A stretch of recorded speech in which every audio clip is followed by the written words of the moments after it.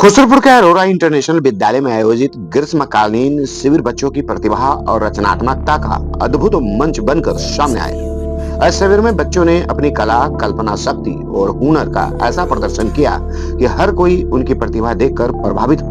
Paper bag से लेकर clay art और कृत्रिम फूल निर्माण तक बच्चों ने अपनी मेहनत और सृजनात्मक सोच से भी सभी का दिल जीत लिया।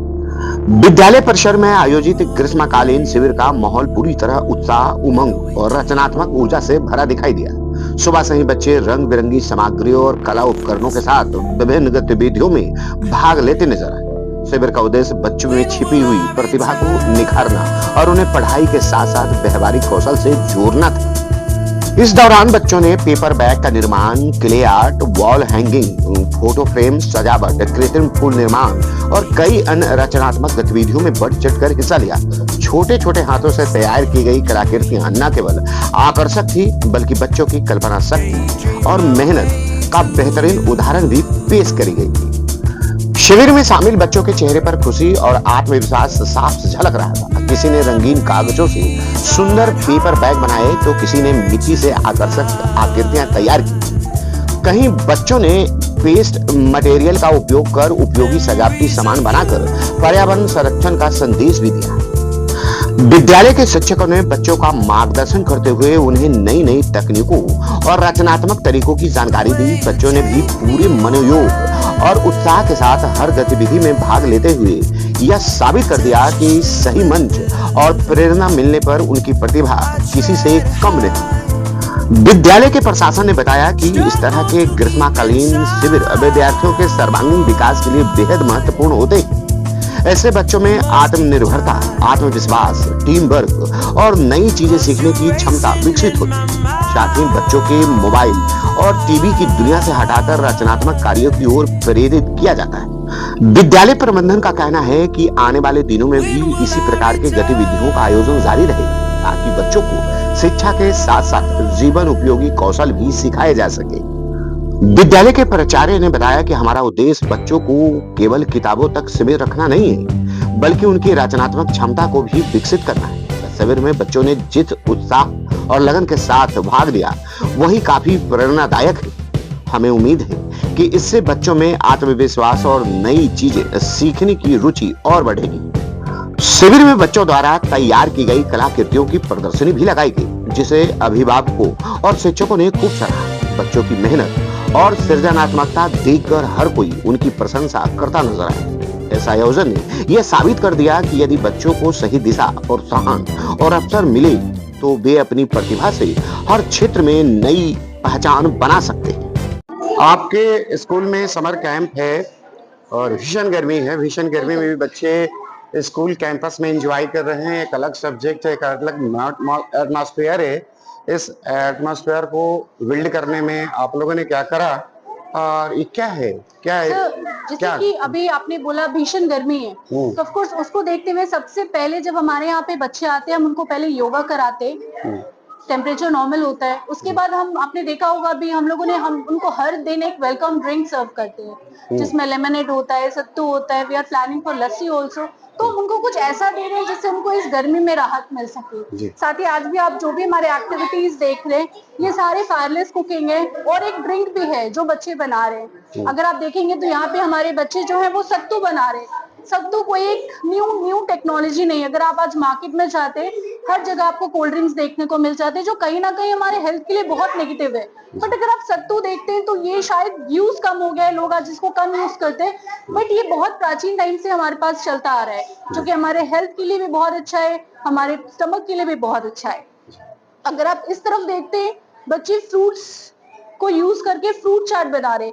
इसमें वाटरमेलन जो कि सबसे ज्यादा गर्मियों में खाया जाने वाला फल है वो है, पोमेग्रेनेट है, एप्पल है और ये सारी जितनी भी चीजें हैं ये सारे बच्चों ने ही बनाए और बच्चों के ही आइडियाज हैं कि हमें कुछ डिफरेंट भी करना है।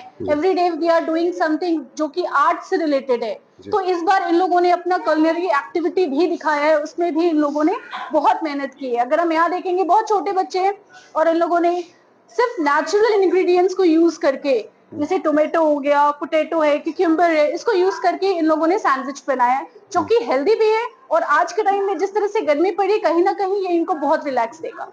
मैम, ये जो समर कैंप आपने आयोजित करी है, ये कितनों दिनों का सेशन चला, कब से शुरुआत हुई इसकी जानकारी दें।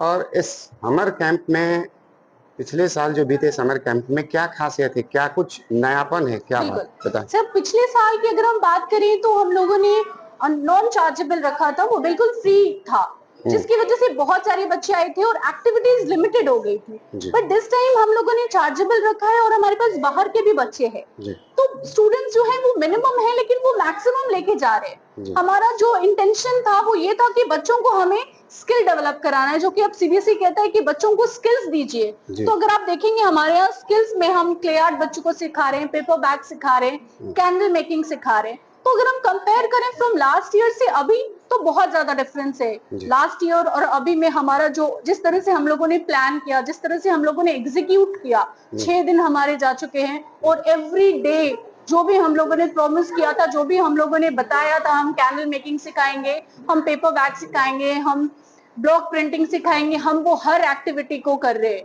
और कहीं ना कहीं बच्चे वो सारे आइडियाज से अपने लाइफ में आगे जाके जरूर कुछ ना कुछ बेटर करेंगे। कब से शुरू हुआ है ये? सो ये हमारा स्टार्ट हुआ 21 से 21 ऑफ मई और हमारा एंड होगा 1 जून। 1 जून को। बिल्कुल।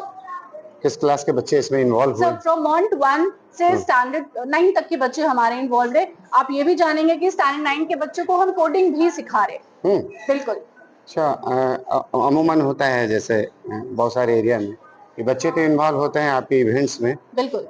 तो गार्जियन का क्या एटीट्यूड होता है, क्या कोऑपरेट करते हैं? बिल्कुल बिल्कुल सर, डेफिनेटली। देखिए यहाँ पे क्या है ना कि आप जब बच्चों को कुछ नया देंगे, पेरेंट्स जब देखेंगे कि मेरा बच्चा कुछ सीख रहा है, जैसे हम जो भी मटेरियल्स दे रहे हैं स्कूल से, क्राफ्ट के टोटल मटेरियल स्कूल प्रोवाइड कर रहा है। हम बच्चों को नहीं बोल रहे हैं कि आपको पेपर लेके आना है, आपको फेविकॉल लेके आना है, सारे मटेरियल्स हम प्रोवाइड कर रहे हैं, वो भी सिर्फ 200 रुपीज में, जो कि बहुत मिनिमम चार्जेस है। तो बच्चा जब आर्ट लेके अपने घर जा रहा है, जैसे आज हमारे मॉन्टेसरी के बच्चे फोटो फ्रेम बना रहे हैं, तो जब वो फोटो फ्रेम लेके घर जा रहा है तो पेरेंट्स भी खुश हो रहे हैं कि आज मेरा बच्चा कुछ सीख के आया है। तो ऑफ कोर्स हमारे सारे पेरेंट्स बहुत कोऑपरेटिव है। अब स्कूल में छुट्टी लगभग हो चुकी है और बच्चे अब घर में होंगे, एंजॉय करेंगे अपने तरीके से। वो रूटीन नहीं होगा जो विद्यालय में होती है, स्कूल्स में होते हैं।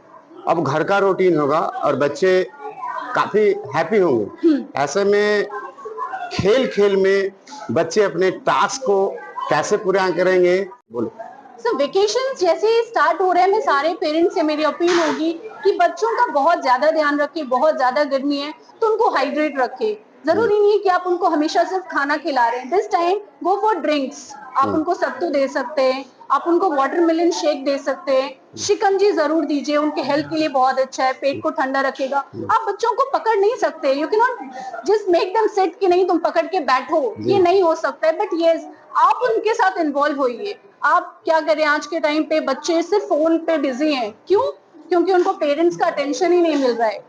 तो मैं रिक्वेस्ट करूंगी सारे पेरेंट्स को कि फोन को साइड करें और बच्चों को उनके होमवर्क में मिलकर उसको एक एक्टिविटी बनाइए। वो सिर्फ ऐसा नहीं होना चाहिए कि वो एक होमवर्क है।